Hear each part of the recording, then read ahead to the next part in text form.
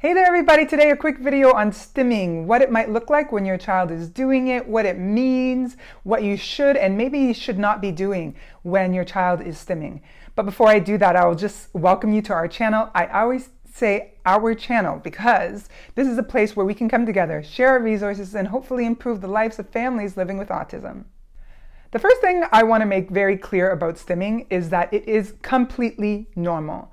And I know it doesn't always appear that way when your child might be doing it, but the reality is that almost every single human being stims in one way or the other.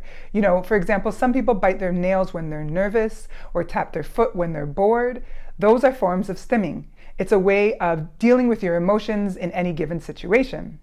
For an autistic person, stimming may look a little bit differently and may happen a little bit more often. For example, my son Shane, what he does is when he is very excited about something, he will jump and hum a little bit. I'll give you an example. When he's watching a movie that he's seen before and he knows there's a part coming that he thinks is funny or something, he'll stand up and sort of look away from the movie and jump and hum a little bit because he knows it's going to give him a lot of sensory input when he sees this, and I think that's his way of processing it. The other thing he'll do is he'll watch the movie, but he'll plug his ears. And again, this is normally when he's only seen the movie before, and I think it's because he knows what's coming. He's going to laugh, he's going to be happy, or maybe even be a little bit scared. And this is his way of, helping himself regulate those emotions. Every autistic person, every autistic child, stimming can look completely different. It could be turning on and off a light switch. It could be flapping their hands. I know that's quite common. It could be just jumping up and down. It could be just humming. It could be repetitive speech. For example, repeating a line they've heard in a movie before or something that they've said in the past or you as a parent has said, and they're just repeating it over and over again. The key is to find out, why is your child stimming? Normally, autistic children stim because they're overwhelmed by something. They're receiving too much sensory input. For example, there could be a flickering light in the house that is bothering them and you may not even notice it. Or the tag on the back of their shirt is irritating them, but they're not able to tell you that. The key when a child is stimming is to really sort of research and look into why they may be stimming. Before you decide to take action to help them with the situation, you have to know exactly why they're stimming. Is it the t-shirt? Is it the irritation from the TV downstairs? Is there a vibration in the house that you're sort of gotten used to, but your child is really irritated by it? That may cause them to stim. And again, stimming can look very different for every child. So if they're jumping and humming, or if they're walking back and forth, if they're pulling their hair, be aware that it's because they're probably feeling overwhelmed emotionally, and this is their way of dealing with it. Now that you've recognized what your child's stimming behavior is, and you know why they might be stimming, the question is, what do you do about it?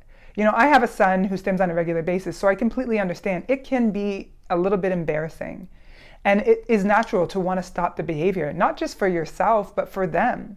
And it can often be disruptive and just not appropriate for the given situation. But the reality is that your child is doing this because they're trying to regulate their emotions.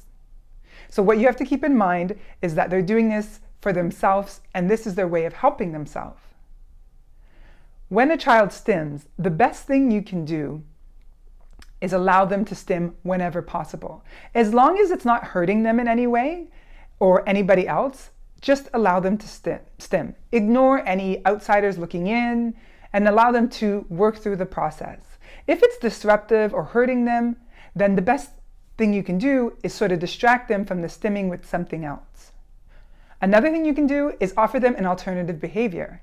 So for example, if your child does the hand flapping close to their face, maybe you bring a stress ball, and anytime they're hand flapping, you say, hey, do you want to use this cool stress ball? And you give it to them and they squeeze it, and maybe that will sort of help them with the same need that they're, hand flapping for. Redirecting their behavior and offering alternative, more productive behaviors are a great way to deal with stimming. The one thing I want to be very clear about is that punishment is never a good way to deal with stimming.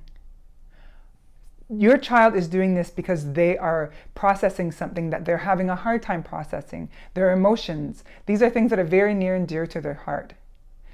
So if you punish them for that behavior, you're teaching them that it's wrong to help themselves. And that's the last thing we want to do as parents. So it always has to be a proactive response. Redirect them if it's being very disruptive or harmful for them, or offer them an alternative behavior. But do not punish them, because punishment for stimming, for something that feels very natural to them, can lead to long-term insecurities and behavior problems within your child. Also, a few things that you can do to help reduce the amount of stimming your child is doing. One thing that's really helped us is sort of preparing Shane verbally and if necessary with a visual schedule for a new environment that we might be entering. For example, if we're going to a movie, I'll let him know it's going to be very loud. I'll ask him if he wants to bring his headphones. I'll tell him what the movie's going to be about, that it's going to be funny, so that he's prepared for the sensory input that he's going to have. The other thing that helps always is trying my best to stick to the routine, so that he sort of knows what to expect and he's not overwhelmed by whatever's happening next. I always offer him alternative behaviors, so I try to carry in my purse like a tension ball or a pop-it, something that I know that if he's feeling overwhelmed, I can distract him with. So the last thing I want to say about stimming is allow your child to do it whenever possible. Again, it's completely normal and it's their way of helping themselves, so really that's a beautiful thing that you want to foster and allow. Yeah, I know it can be uncomfortable and frustrating for a parent to watch their child do that. I've been there many times, but the best thing you can do for them is to let them learn how to deal with these experiences that are overwhelming for them in their own way. I hope this video was really helpful for you guys. Please give it a thumbs up. Let me know if you liked it, if there's something else about stimming you'd like me to cover. As always, I wish you guys the best day, and we'll speak soon.